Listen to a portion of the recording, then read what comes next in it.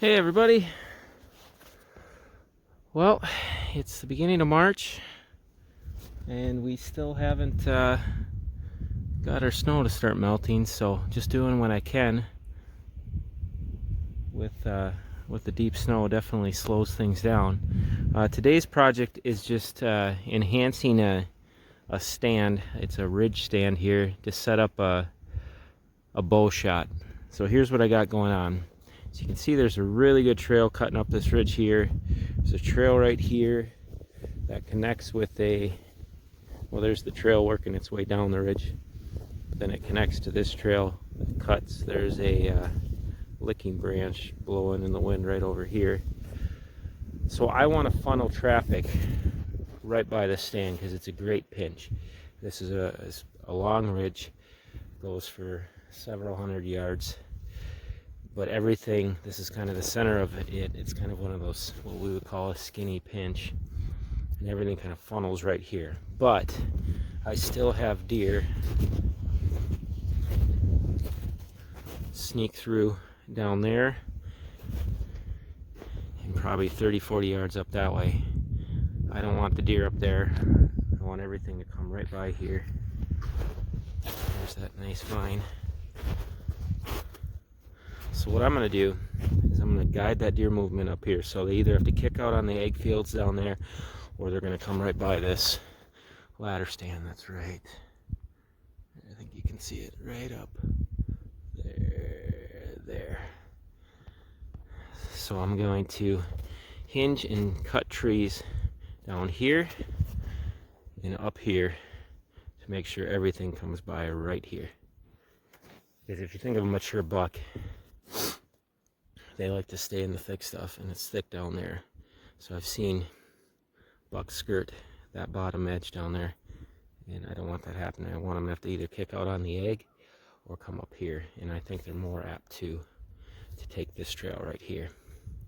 So that's the project today. I will show you the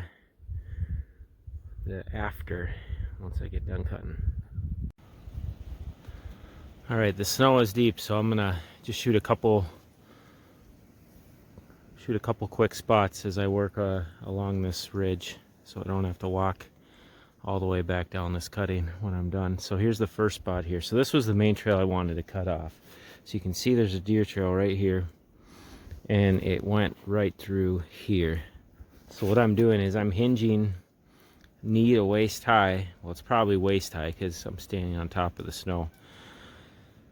But hinging low and just trying to block traffic. So you can see the trees I've hinged, the trail cut through here. Now I've blocked traffic. So the goal is that they're going to cut up right through there and then cut through the fence probably 50 yards up that direction. So I'm going to do this up this ridge, block traffic. They don't really cut through up in here. It gets pretty thick. But I'm just trying to enhance that pinch, the pinch point that I have right up there on the ridge. You can see they love this area. It's just loaded with deer beds because it's the bottom of the ridge, so they can get out of that northwest wind, and they really enjoy it. Now that I've cut this off, they might not bed right here, and I don't necessarily want them bedding right here. That's pretty close to that stand. But in the winter they like this because they can really get out of the cold there, so gives them that good thermal protection. But loaded with beds. But there's a main highway cutting right here, and I shut that down, cut it all the way down to the field edge, which is right here.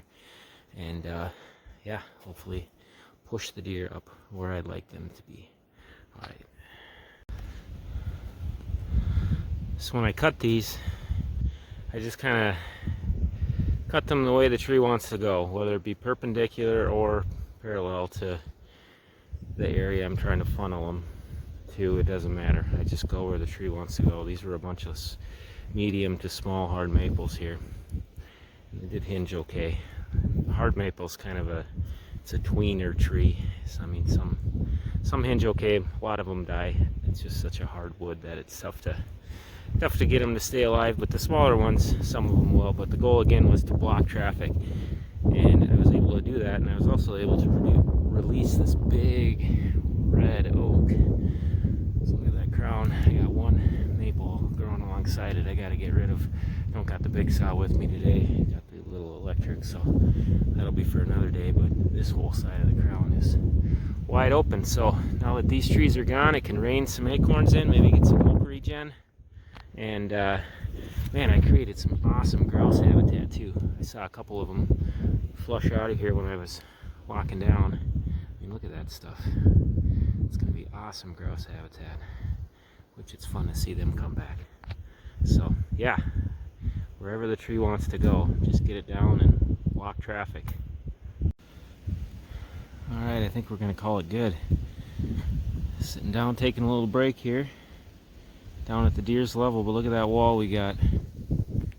So this had two purposes on this side of the deer stand.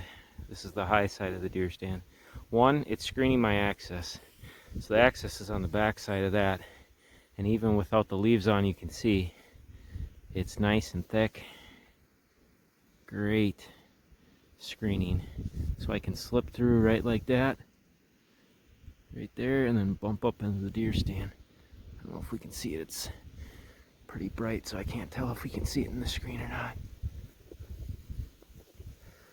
But yeah, so I got good screening access, or good access screening, I should say. And also, it's going to funnel the deer right down there. And there's deer trail right here. So everything's pushing right by the stand. I got a big old pinch right there. So that's going to be a good rut spot. This is one that we can't really get into in the morning clean, so it's more of an evening sit. But I want this screening here because all this, you can see it's wide open spaces right now, but that's going to get thick. And up on those hillsides, that hill right up over there, that's all going to be bedding. So I want to be able to slip in nice and quiet and then jump right up into the stand right there. So the only chance they could maybe pick me off is when I'm walking up in the stand.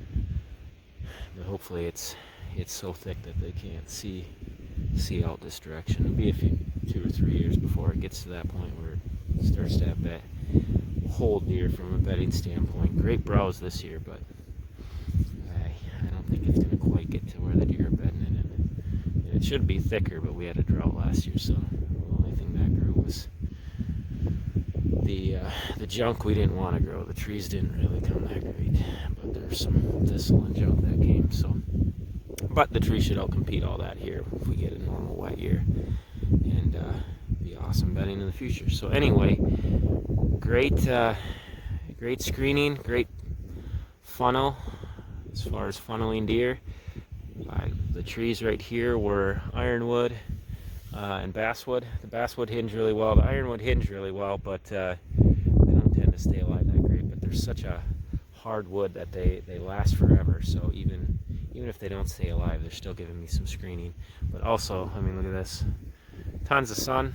So that's going to grow up just this whole area right here is going to fill in, and that's going to provide some screening as well. Yeah, if you hinge a tree in the shade, it's not going to live. But these ones are hinged in the full sun, so they got their best chance to stay alive. The basswood should stay alive. The ironwood will be a little less apt to stay alive. So anyway, all right, you all take care. Have a great rest of your day. God bless.